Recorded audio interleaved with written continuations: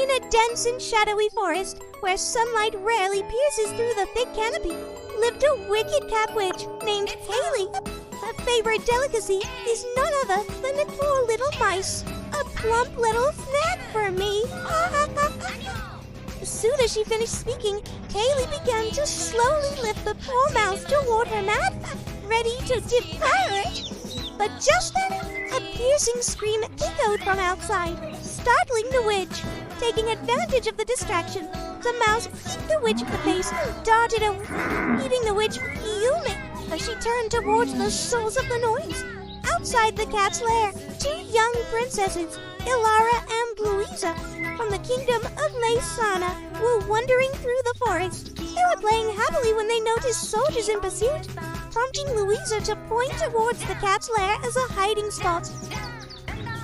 Princess, please, don't hide from us. The two princesses were close friends, always exploring every corner of the kingdom together. Ilara, look! This is a cave shaped like a cat's head.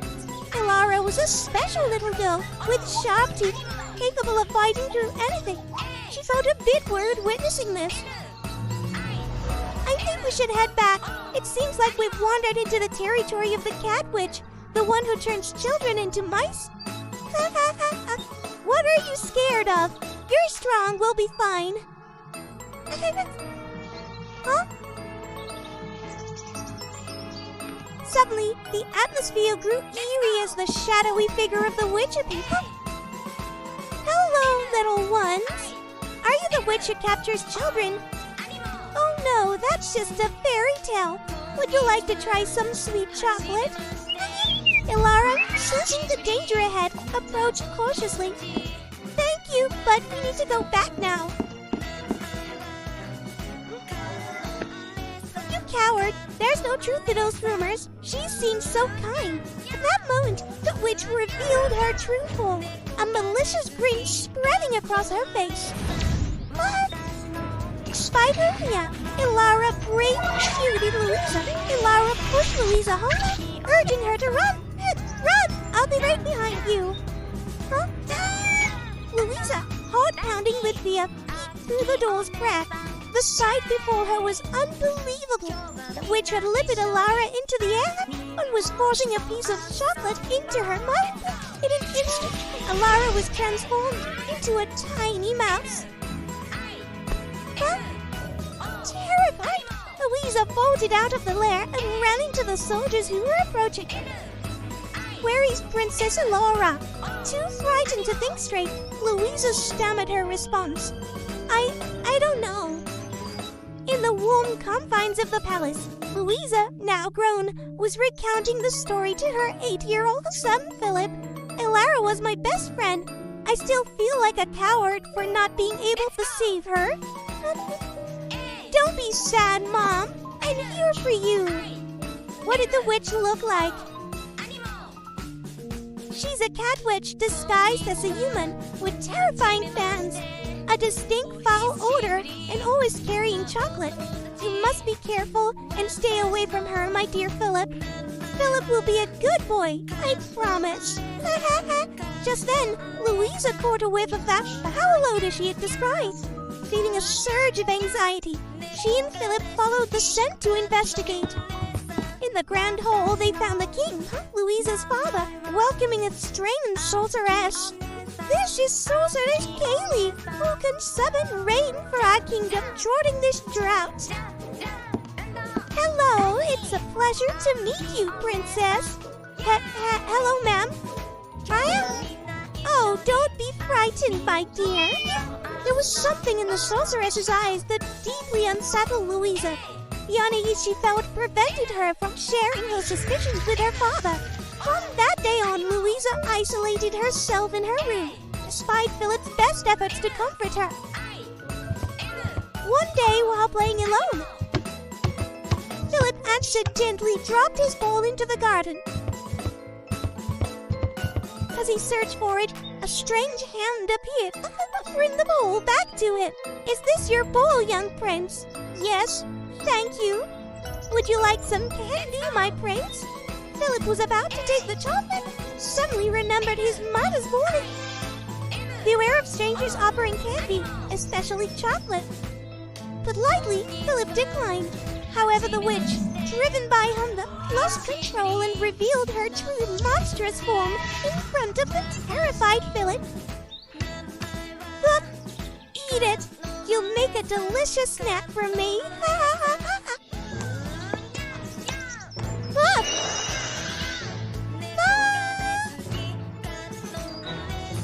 Just before disaster could strike, another scare to repeat it. A white mouse quickly bit into the witch's leg, causing her to scream in pain. Up. My pet catch them and bring them back to me. The white mouse and Philip, breathless, hid in a small corner. We're safe for now, but we need to figure out how to deal with the witch. In their hiding place, the white mouse shared its story of how it was turned into a mouse by the witch while trying to protect a friend. What should I do now? Stay calm, I'll help you escape. I don't want to become a mouse. Wait, let's go back to my mom. She'll know how to turn me back into a human. Why? My mom once had a friend who was turned into a mouse, and she spent years researching a potion to save her. Hearing this, the white mouse pondered for a moment before agreeing to help Philip. Together, they plotted their escape from the witch to find Louisa. As they left their hiding spot, they were blocked by a fierce black cat. Run! With no other option, the white mouse and Philip ran as fast as they could. From a distance, the witch stretched out her grotesque hands to catch the two mice. You can't escape from me!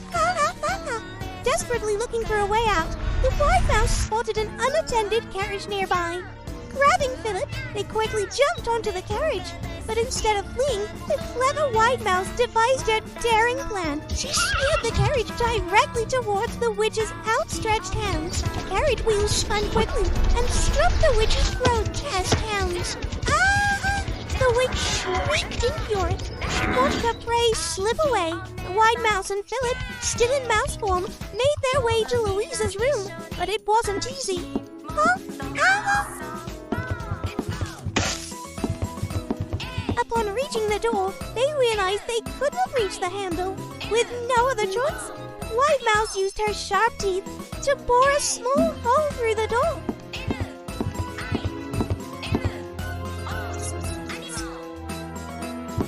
Ah! A mouse! Someone help!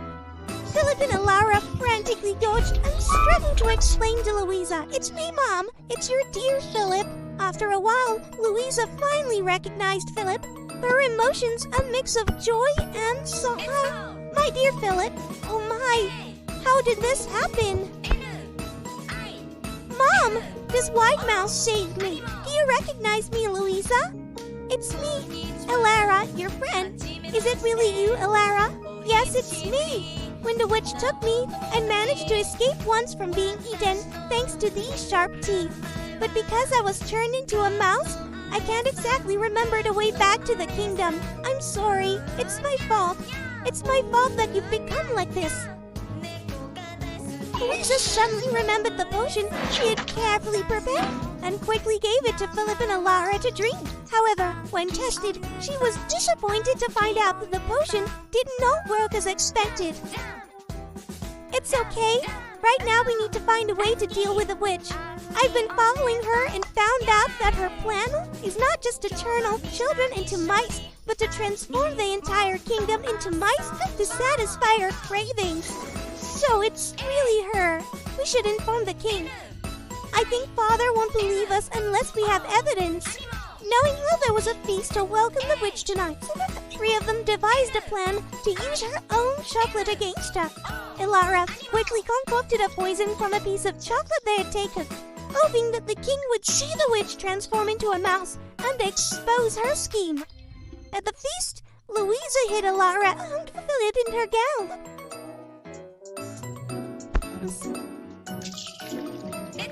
"Louisa, quickly go and toast with the witch." "Louisa, quickly go and toast with the witch." Huh. Louisa trembling with the poisoned glass of wine. But in her fear, she spilled it right in front of the witch, causing the plan to fail. Louisa, standing close to the witch, broke into a sweat in fear and asked her father to leave the room. Perhaps the past trauma made Louisa timid, affecting their plan. Elara, though disappointed, still tried to console Louisa. Forget about the past. Don't let it ruin our plan. Don't be afraid, Mom. Philip is here with you. With no other choice, the three of them moved to the witch's room to collect evidence, except the chocolates. However, they didn't know that they were being followed. They entered the witch's room. They found traps set up everywhere. Louisa, keep watch at the door. If anything suspicious happens, signal to me. Inside the room, Elara used her sharp teeth to open a special drawer, which contained a stash of high-quality chocolates. Wow! So much candy! Be careful! While Elara and Philip were transporting the chocolates, Louisa was outside, nervous and on edge. Somehow, she spotted a cat. In her panic, Louisa accidentally knocked over a stack of books, making a loud noise. The bookshelf fell right where Elara and Philip were transporting the chocolates, breaking many of the pieces. This frustrated Philip, who angrily said some harsh words. Again, Mom, you ruined everything. In his frustration, he stormed out of the door. Aware that the witch had heard the noise and was approaching. We meet again, little one. Instead of dealing with Philip right away, she toyed with him like a plaything. Let me go, you evil witch. Meanwhile, Elara and Louisa hid behind a cabinet, filled with anxiety and fear. I know you're hiding there, boy. If you don't show yourselves, I can't guarantee the safety of this little mouse. Despite being terrified, seeing her child in danger awakened a fierce maternal instinct in Louisa. She mustered all her courage and rushed out to save herself, but in her haste was caught by the witch. I'll make sure you all reunite. Witnessing everything, Elara, like a brave warrior, rushed out to confront the witch. Elara threw a piece of chocolate into the witch's mouth, and instantly, the witch turned into an ugly, weak mouse. The witch paid the price for her deeds, and the three left the room triumphantly, leaving the panicked witch to deal with her own fate. This time, Louisa courageously exposed the witch's cruelty to the king, who was shocked. Feeling guilty, Louisa tirelessly worked day and night to find a cure to save Philip and Elara.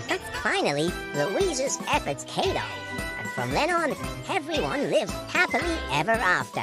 Long, long ago, in the distant land of Nivalis, people here revered and devoted to the goddess of luck. They believed that by subscribing to the Woa Fairy Tales channel, they would encounter a lot of luck in life. Newborns were taken to a shrine to receive blessings from the goddess of luck. Traditionally, a person's fate would balance luck and misfortune. However, the twin princesses of the Nivalis kingdom were special cases. Despite being twins, Isabella always encountered luck. While Miranda constantly faced unexpected misfortunes. Realizing her unfortunate destiny, Miranda always tried to be cautious to the best of her ability, However, misfortune still struck unexpectedly. Due to their contrasting destinies, the differential treatment towards the two sisters were evident. Everyone loved and admired Princess Isabella for her incredible luck, while Princess Miranda was somewhat avoided for fear that her misfortune might affect others. Unable to bear the continuous misfortune, Miranda sought refuge in a new shrine to the goddess of luck to release her anger. Why is fate so biased? Isabella gets so much luck and I get nothing. If you're going to be a god, be good. Otherwise, it's better to let someone else have all the luck, so that unlucky people like us won't have to face discrimination anymore.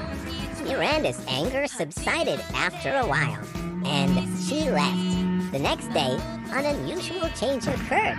Suddenly, everyone faced misfortune, including Isabella. Miranda felt excited, thinking that finally everyone's destinies were balanced. However, the joy was short-lived as disaster struck. Continuous mishaps during the diplomatic reception of neighboring nations' envoys infuriated everyone, leading to the imminent threat of war. Miranda realized that she had caused the great catastrophe. She remembered the wise old witch living in the palace and sought her out to inquire about the situation. The wise witch lived in a damp and musty old cellar.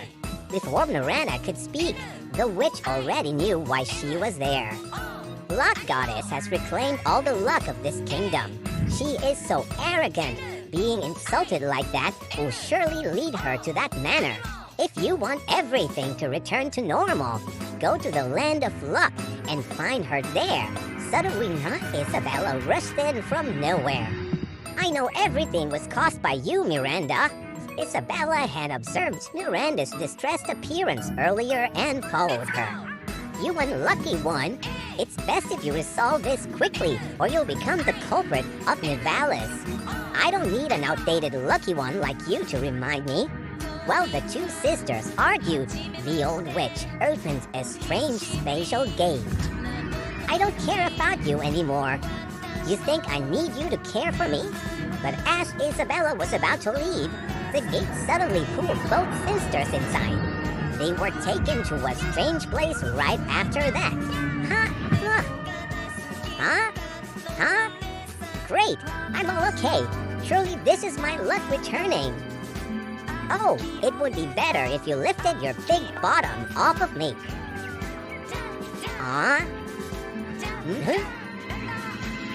Look, Miranda, this must be the land of luck. I can see it. Not wanting to waste time, the two princesses quickly sought out the goddess of luck. All the way, they encountered numerous obstacles. However, in this land, Isabella always had luck on her side, requiring minimal effort. Miranda struggled at every turn, but managed to overcome each challenge with her practiced resilience against misfortune. Meanwhile, Isabella waited for Miranda for quite some time. You're taking too much time, Miranda. The one who always relied on luck like you will never understand anything. You don't know if luck is also a form of ability. If you don't believe it, try choosing a door to help us move forward. Fine, let's wait and see. Even without luck, I can find a way to overcome this challenge. Miranda confidently approached 3 different doors and began to open the first one.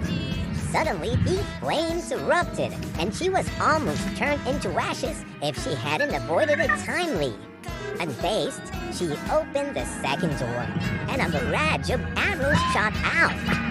Thanks to her previous training to deal with bad luck, she managed to dodge them all. This one is undoubtedly the right door. You see, Isabella, I don't need luck. I can overcome challenges without it. Miranda confidently opened the last door, but a swarm of bees appeared and chased her. Now do you admit that luck is also a form of ability? After mucking Miranda, Isabella confidently stepped through the third door without any hindrance. Through the door, the two princesses entered a new land, which was a vast maze. Everything there was darker and more ominous than the land of luck. Aha! It seems that your luck won't work here. Thank you for worrying for nothing.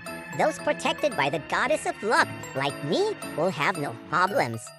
Despite Isabella's confidence, luck no longer smiled upon her. Shortly after they started, Isabella entered a dead end. Pity for whoever got abandoned by the goddess of luck. Please step aside because it's time to use mental abilities. So please let me know, does your genius might have any brilliant ideas to help us escape from this place? I'll let you know if we're willing to sit down. Disappointing you. Since you've made the effort to come here, I'll forgive Princess Miranda's group singing. If you want things to return to normal, you two must make choices that do not contradict each other. Choices. Before finishing her sentence, the two princesses were taken to separate spaces. They had to choose who would bear all the responsibility. Either Isabella had to share her luck with others, or Miranda would bear all the misfortune of the people in the kingdom. After a moment of hesitation, they both made their choices simultaneously and returned to the palace. It seems like everything had returned to how it was before. Congratulations on regaining your luck. At first, I was thinking of taking your luck and sharing it with everyone. But then I thought, if someone accustomed to living with luck like you loses it, you might not survive. And since I'm already unlucky, a bit more misfortune won't hurt. Huh? I chose to share my luck. Huh? I think I've taken all your luck, so it's time to give it back. Moreover, bad luck is not necessarily a bad thing. It makes people stronger, doesn't it? So we made different choices, which seem contradictory. But everything is back to normal. Our older sister likes to play tricks. If you princesses think a little, you will find the answer. After the witch's words, it seemed like they understood something. The two sisters began implementing their respective plans. Isabella shared her luck by using it to help others. Miranda took on the misfortune of the people by showing them how to face challenges with strength. I'm so sorry, Miranda. Are you okay? Huh? Since then, the lives of the people in the palace became increasingly peaceful and happy. You still haven't apologized to them, admitting that their fate turned out this way because of your mistake in distributing luck, have you? But now they have accepted and lived happily with their destinies, right?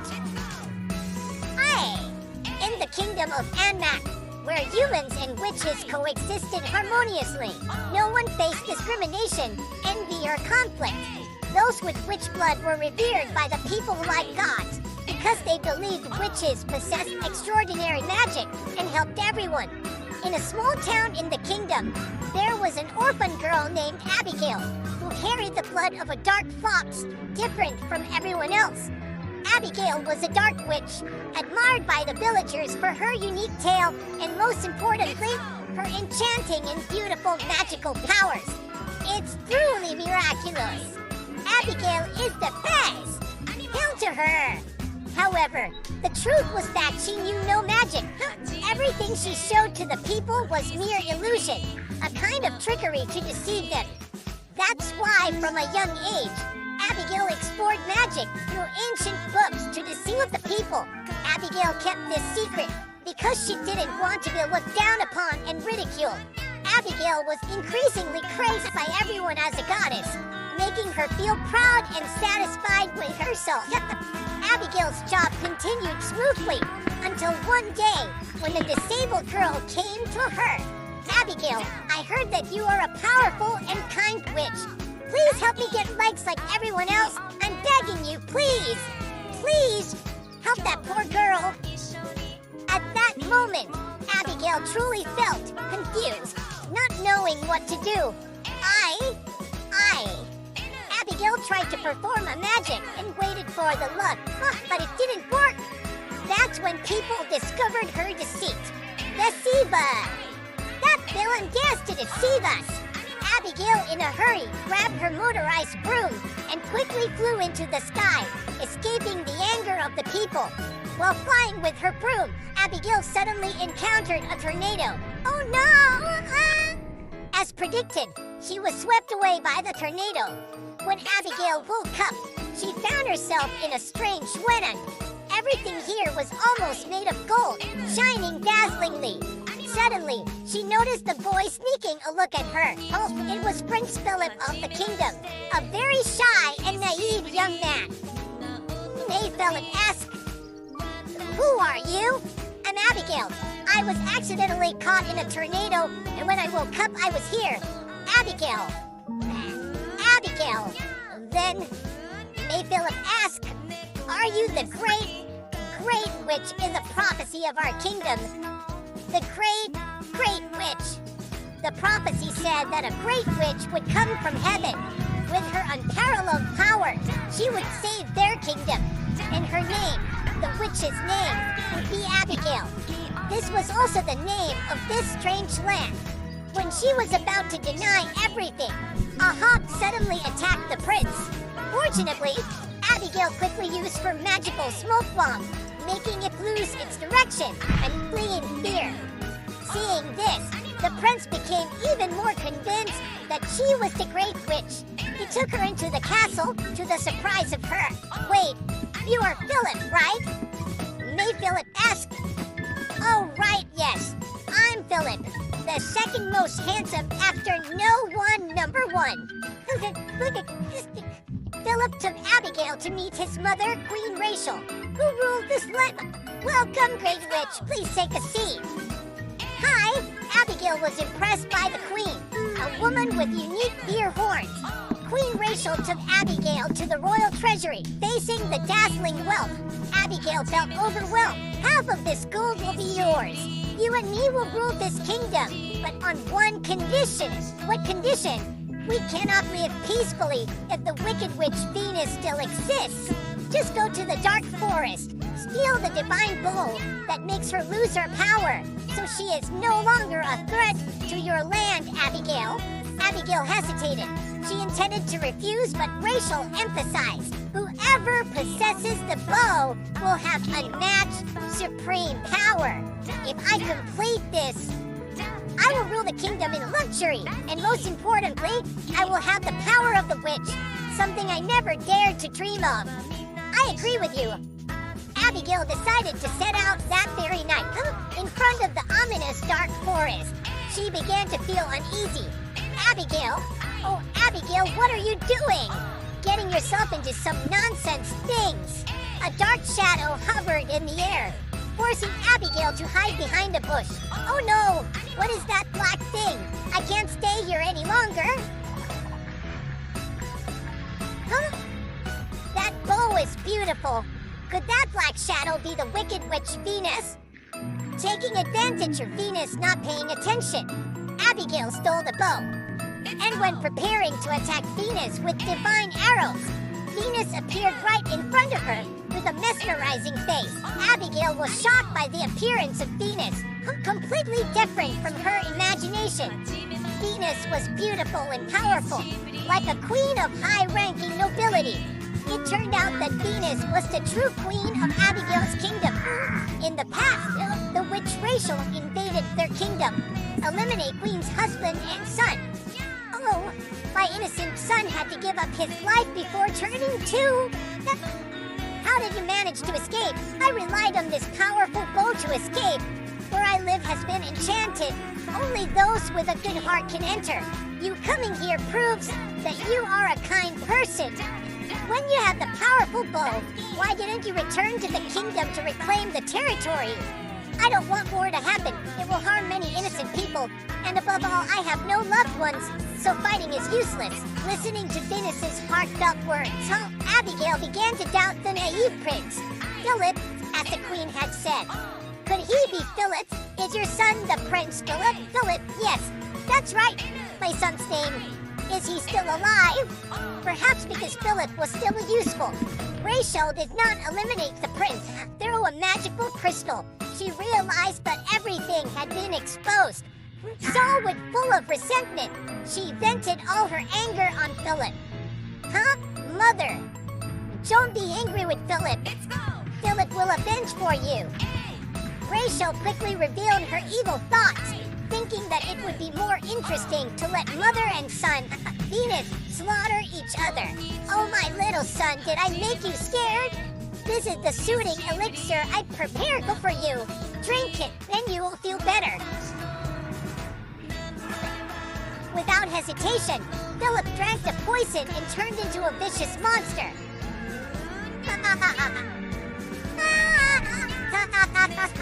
A foolish creature like you is worthy of being my son.